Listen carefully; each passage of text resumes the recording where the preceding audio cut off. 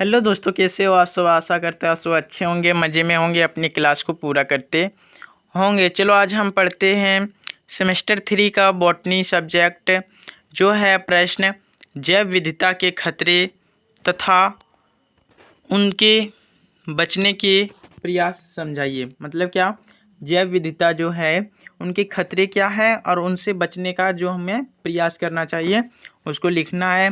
और है उसके जैव विविधता के संकट और संरक्षण को विस्तार से वर्णन कीजिए। मतलब जो उनसे संकट है, मतलब हमसे उससे क्या संकट है और उसको संरक्षण से हमको क्या करना है, विस्तार से बताना है। अगर आप मेरे चैनल पर नए होंगे तो सब्सक्राइब करके बेल आइकन दबा दीजिएगा। ठीक, चलो चलते हैं प्रश्न की ओर और इसको पढ़ के सॉल्व करते हैं। तो है जैव विविधता का अर्थ पृथ्वी पर पाए जाने वाले जीव, वनस्पति और पारिस्थितिकी तंत्र की विविधता से है। मानव अस्तित्व और पर्यावरण का संतुलन बनाए रखने के लिए जैव विविधता का बने रहना बेहद जरूरी है। वर्तमान में मानवीय गतिविधियों के कारण इस पर गहरा संकट मंडरा रहा है।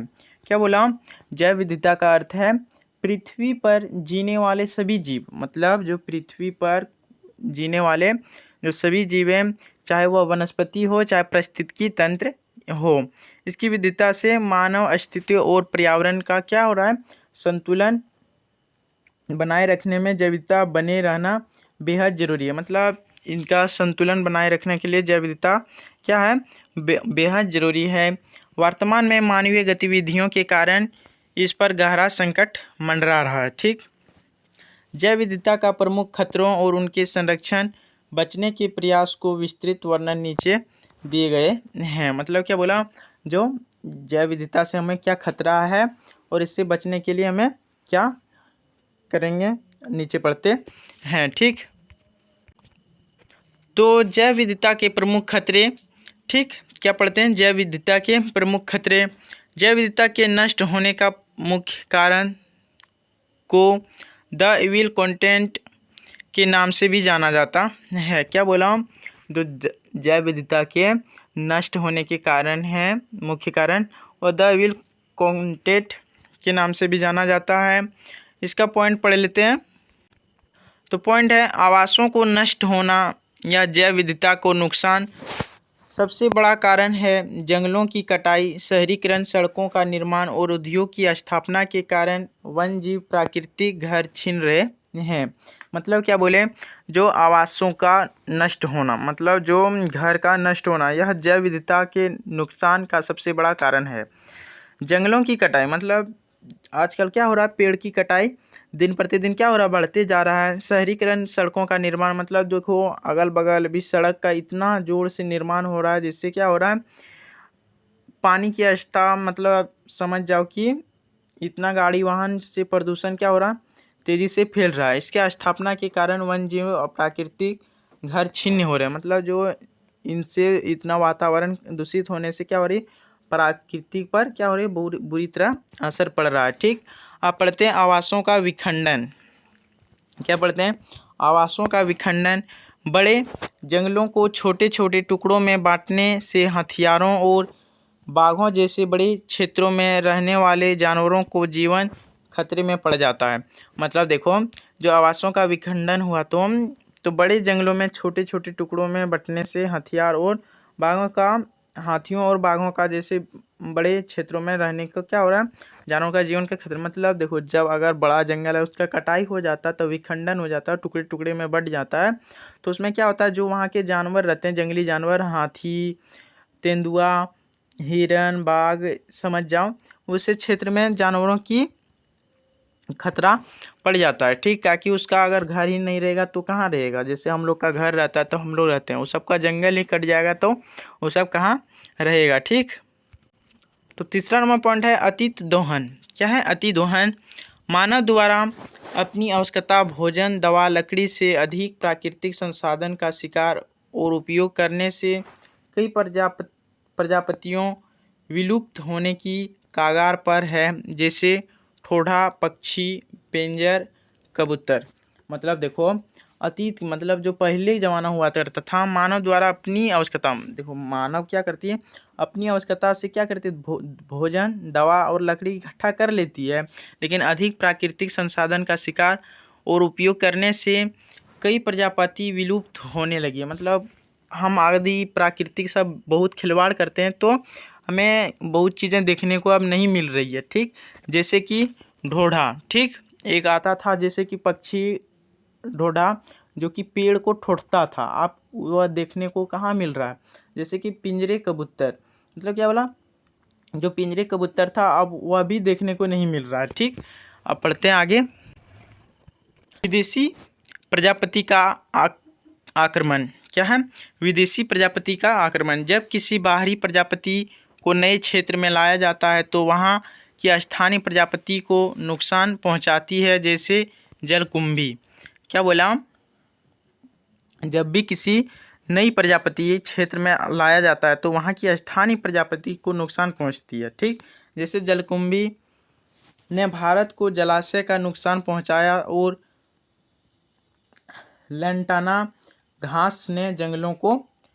ठीक, देखो जिस तरह की विदेशी यहाँ प्रजापति आए तो वह क्या करते हैं, यहाँ की स्थानीय निवास को, जैसे कि वहाँ की स्थानीय लोग को उससे क्या होता है, नुकसान ही पहुँचता था। ठीक, विलुप्त, जब एक जीव लुप्त होता है तो उस पर आश्रित दूसरा जीव भी अपने आप नष्ट हो जाता है। उदाहरण के लिए यदि कोई घास पौधा नष्ट हो जाए तो उस पर निर्भर रहने वाली विशिष्ट कीड़े भी मर जाते हैं।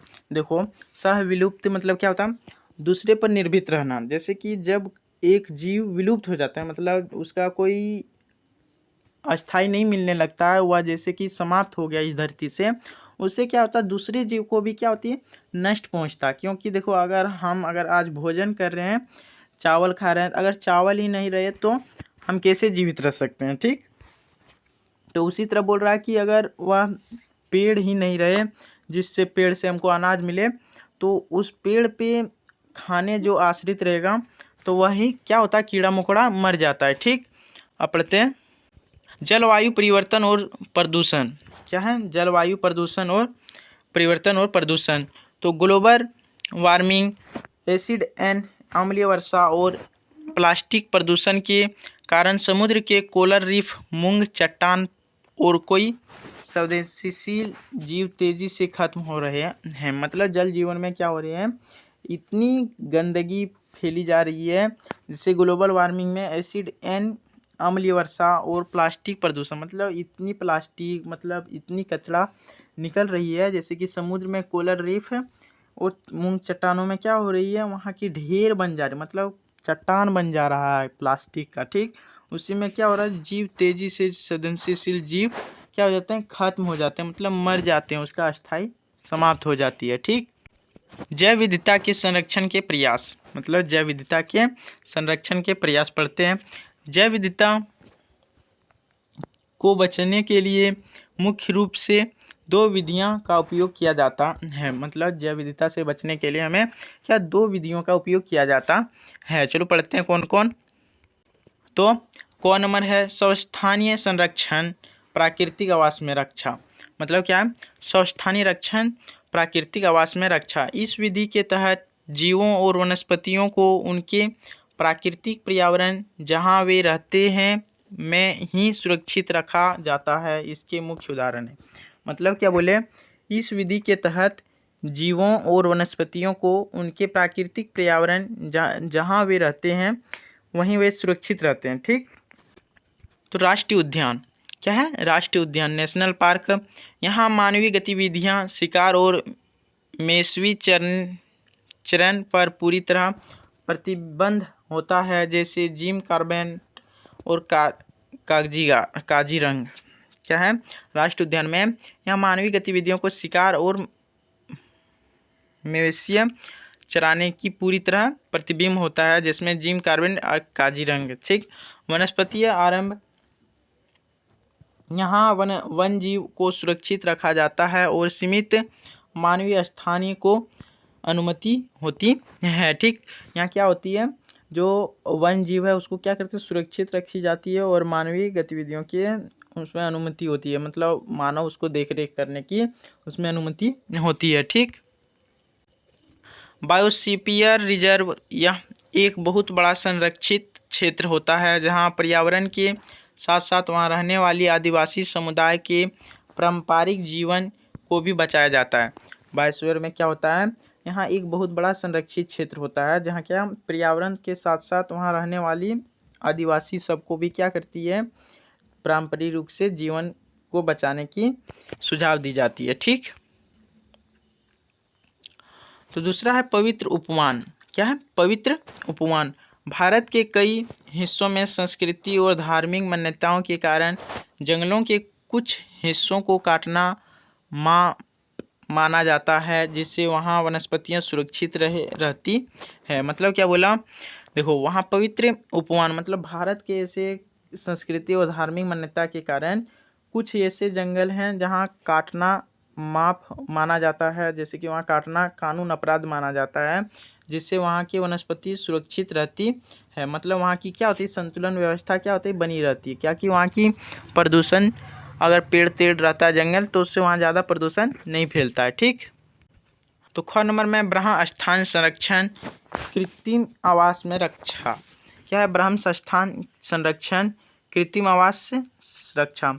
जब कई प्रजाति विलुप्त होने की अत्यधिक कगार पर होती है तो उसे उसके प्राकृतिक आवास को निकालकर मानव निर्मित सुरक्षित स्थान पर ले जाया जाता है। इसके मुख्य उदाहरण है, मतलब देखो जब कि कोई प्रजाति या कोई वन जीव ऐसे क्या होती है, लुप्त होने की कगार पर आती है तो उसे क्या करती है, मानव निर्मित सुरक्षित स्थान, मतलब जहाँ अब समझ जाओ कि चिड़ियाघर ऐसे स्थानों पर क्या करती है, जाके उसे मुख्य रूप से रखा जाता है।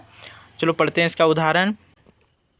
जैसे कि चिड़ियाघर, आपको बोले चिड़ियाघर और वनस्पति उद्यान। देखो क्या होता है, हम कहाँ रखे जाते हैं, चिड़ियाघर और वनस्पति उद्यान, जहाँ लुप्त प्रिय जीवों और दुर्लभ पौधे को देखभाल की जाती है और उनका प्रजनन कराया जाता है। मतलब देखो चिड़ियाघर वनस्पति उद्यान, वहाँ लुप्त जीवों को क्या होते हैं, जो जीव कम से कम मात्रा में है, एक दो, उसको क्या करता है वहाँ रखने और उससे प्रजनन करवाने की क्रिया की जाती है। ठीक, अभी है जीव बैंक और बीज बैंक। मतलब देखो जीन बैंक और बीज बैंक मतलब क्या, यहाँ अत्यंत कम तापमान -169 डिग्री सेल्सियस नाइट्रोजन पर संकटग्रस्त पौधों के बीजों और जीवों को युवकों गेरमाइट को सालों तक सुरक्षित रखा जाता है। मतलब क्या बोला, जीन बैंक ऐसी और पौधे हैं जहाँ की यहाँ अत्यंत तापमान, मतलब जो कम से कम तापमान में हो, माइनस में हो, उसके -96 डिग्री सेल्सियस में हो, वहाँ क्या होते हैं, पौधे और बीजों को क्या करते हैं, युगम सालों तक सुरक्षित रखा जाता है। ठीक, तीसरा है अंतर्राष्ट्रीय और राष्ट्रीय स्तर पर कानूनी प्रयास। क्या है तीसरा, अंतर्राष्ट्रीय और राष्ट्रीय स्तर पर कानूनी प्रयास। पृथ्वी सम्मेलन अर्थ समिट 1992, 1992, रियो डी जेनेरो में जैव विविधता का संरक्षण के लिए ऐतिहासिक कन्वेंशन ऑन ब्रिलियंट डायोसिटी (CBD) पर हस्ताक्षर किए गए हैं। मतलब क्या, जो पृथ्वी सम्मेलन में था इस सब के बारे में क्या 1992 में रियो के अनुसार वहाँ क्या किए, हस्ताक्षर किए गए डायोसिटी के साथ। ठीक, और दूसरा पॉइंट है जैव विविधता अधिनियम 2002। क्या है, जैव विविधता अधिनियम 2002। भारत सरकार ने जैव विविधता के संरक्षण और उसके संसाधनों के सही उपयोग के लिए राष्ट्रीय स्तर पर कड़े कानून को लागू किया। मतलब क्या, जब 2002 में सरकार अधिनियम आए जैव विविधता का, तो उस समय जैव विविधता के संरक्षण, इसके संसाधनों को सही और उपयोग की राष्ट्रीय स्तर पर कड़े कानून की लागू किया। मतलब इसका सही से देखभाल करना, प्रदूषण अनेक जगह पर नहीं फैलाना, गंदगी और वन की कटाई पर रोक लगाना, यही सब के कारण इसे कानून में लाया गया। ठीक, आप सभी को समझ में आ गया होगा। तो मिलते हैं नेक्स्ट वीडियो में। आज की वीडियो में जय हिंद, जय भारत।